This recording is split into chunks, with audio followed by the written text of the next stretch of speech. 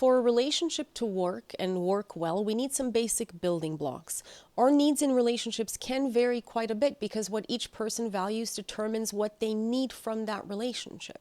For example, some people will value respect above all. Some people will value trustworthiness. Other people will value financial stability. Others, emotional stability. But even underneath that layer, there is another layer of depth that I believe has to be there in the first place. And when we find ourselves in a relationship that feels one-sided or skewed or completely unbalanced, it's often because the power dynamic in that relationship is off from the very beginning. And that matters a lot more than we realize. Hi, I'm Madalena and this is You Reclaimed. Around here we talk a lot about how old trauma patterns and nervous system dysregulation shape our adult relationships, our emotions, and our identity. And we do this because we want to take our lives back and be able to live them on our own terms. And today we're talking about the idea of power and balance in an intimate relationship between two people. Because regardless of the things we value, the needs we're trying to fulfill through this relationship, underneath that, if each of us doesn't have a relatively even amount of power that we can exert in this relationship, then it starts to feel more like a struggle than a collaboration between us. Wait, did you subscribe yet? I have a lot more to share and I'd love to have you here for it. It really helps my channel grow and I appreciate it so much. As we've come to understand more and more about the psychology behind behavior, about patterns and behavioral dynamics in relationships, some of what's come out of that has been truly excellent because we've learned how to work with each other when there is love, when there's willingness, and when there's emotional investment from both sides, from both people. When both people are choosing to be there, we now have tools that actually help us understand each other better, to relate in healthier ways, to resolve conflict in healthier ways. Because we understand attachment patterns, we understand behavioral patterns, and we understand childhood trauma better, right? And how that affects the way we interact and relate to each other. But on the other hand, what's also come out of this deeper understanding is that sometimes we get a little bit ahead of ourselves and we try to apply these tools to situations that were never workable in the first place. We learn about emotional attunement, about repair, about regulation, and we get so hopeful about how much can change, about how much we can affect what happens in a relationship between us, that we forget a very, very important thing. Not every dynamic is fixable. That's when things fall apart. That's when things go wrong, because when a dynamic is not workable to begin with, it turns into the kind of situation where we're basically trying to build a building from the 6th floor up.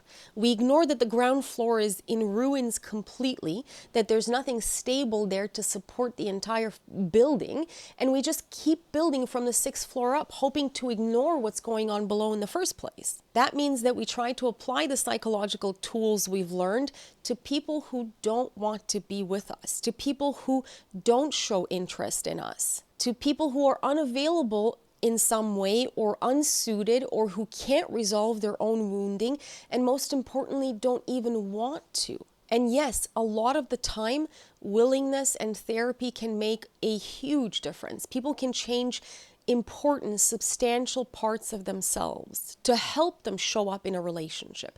But a lot of the time, we try to use relationship tools on people and situations that don't even have the building blocks of a real relationship.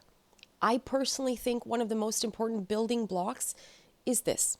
You need two people who are relatively at the same level of interest, of intentionality, and of consistency. Same level, because these are the things that make a real relationship actually possible. It's not just about feeling drawn to another person or being attracted to another person or liking who they are. It's equally important what you intend to do with that connection. Do you want something casual from this person? Are you looking for something serious and committed? Something secure? Because clarity and intention are part of what makes us feel safe in intimate relationships. And once you know where you want to take that connection, then it becomes important whether you can consistently follow through. Because even with the best intentions, if we cannot follow through, the relationship is a non-starter. And we know a lot about non-starter relationships. You can add other little things into that bucket. You can add shared values, communication styles, capacity for repair. But without those three basic pieces to start with, interest, intentionality, and consistency, you're going to have trouble. And you're going to run into the problem of getting involved in relationships that just don't feel good to be in.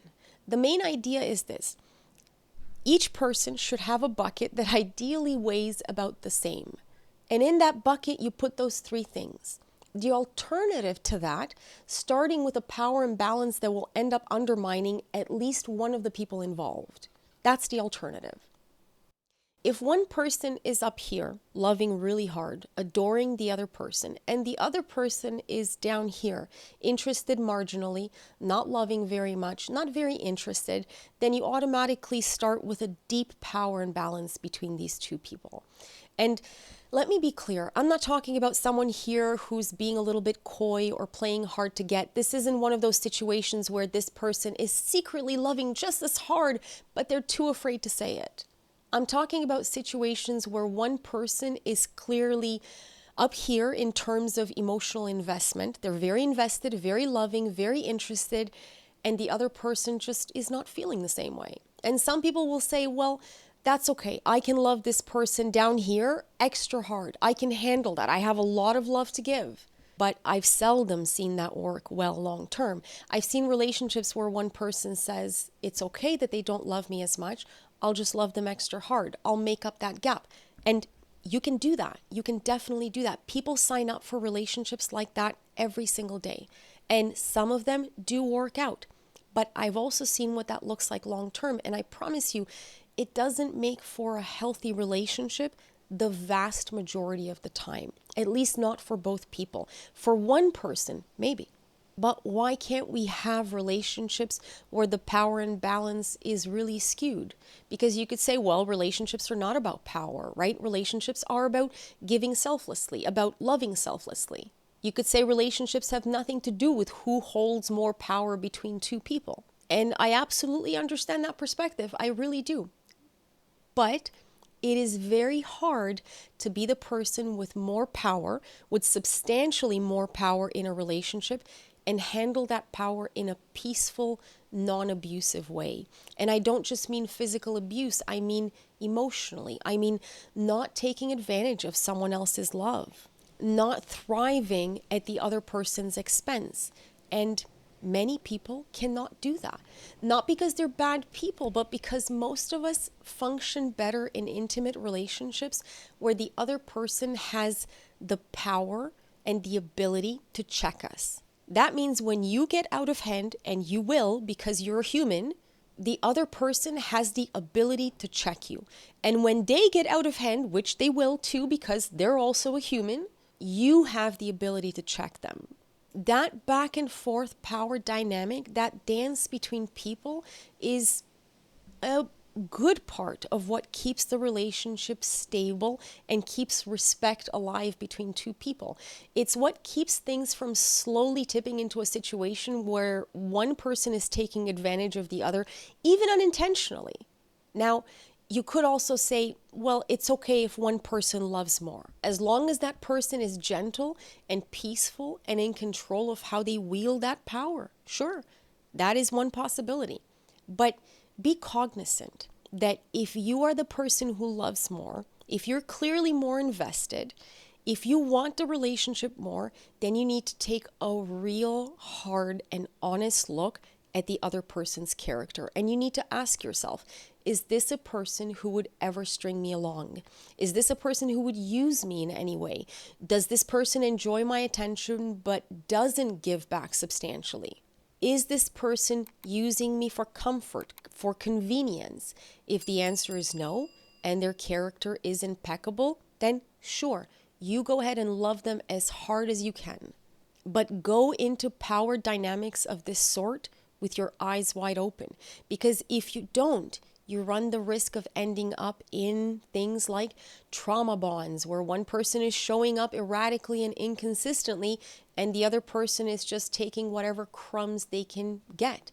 Or you end up in limerence, where one person is insanely invested emotionally and psychologically, and the other one is probably not. Where one person creates a magical fantasy and puts the other person up here on a pedestal, and the other is just a bystander. Or you end up in toxic relationships where one person clearly holds all the power and uses it to manipulate and to control and to emotionally harm the other person. In general, when there's a deep power imbalance, not just a little power imbalance, you run the risk of ending up in the kinds of relationships that we talk about on this channel, the kinds that feel chaotic and painful and so hard to let go of. If you've had a different experience, I'd love to hear about it. We can all learn from each other.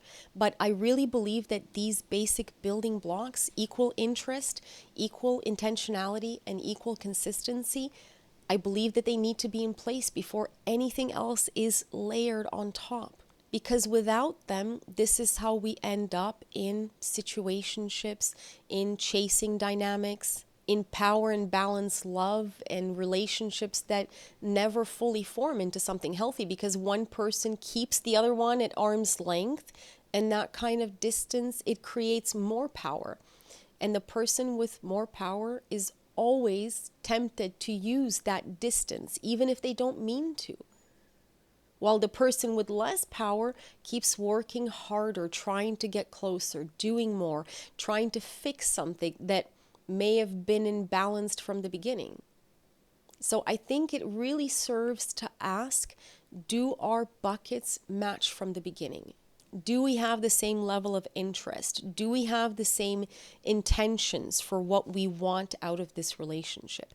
Do we have the same ability to follow through on our intentions? I'm not saying that you can't have a functional relationship without this balance, but in my experience, it makes everything feel safer and clearer and easier when you start out this way.